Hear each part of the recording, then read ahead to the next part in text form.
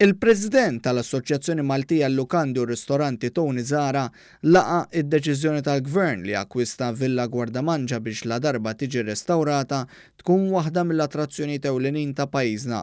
L-aħbar tal-akkwista Villa Guardamangia, l-uniku residenza li għexet fiha r-Reġina Elisabetta II barra mir-Renju Unit, ingħatat il-ġimgħa l-oħra mill-Prim Ministru Joseph Muscat.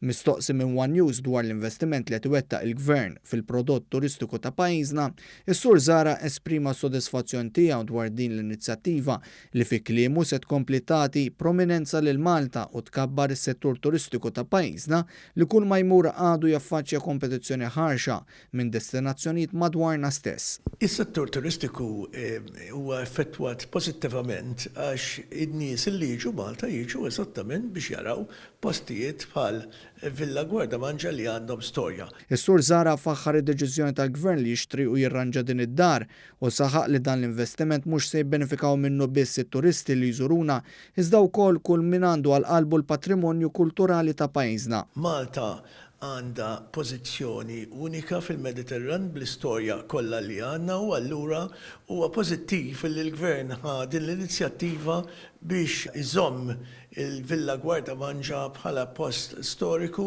mhux biss għat-turisti imma wkoll għal Maltin. Ħeġġeġ ukoll il-Gvern biex ikompli jieħu inizjattivi bħal dawn għal ġid tal-ġenerazzjonijiet li ġejjin. Dawn l-affarijiet ikunu hemmhekk għal darba jekk nitilfuhom għal dejjem. Fuq kollox sostna li l-investiment fil-prodott turistiku ta' pajjiżna huwa essenzjali bilan li Malta tkompli tisfrutta l-karatteristiċi u l-ġojelli bħalma hi Villa Guardamangia li ħadd ieħor m'għandux.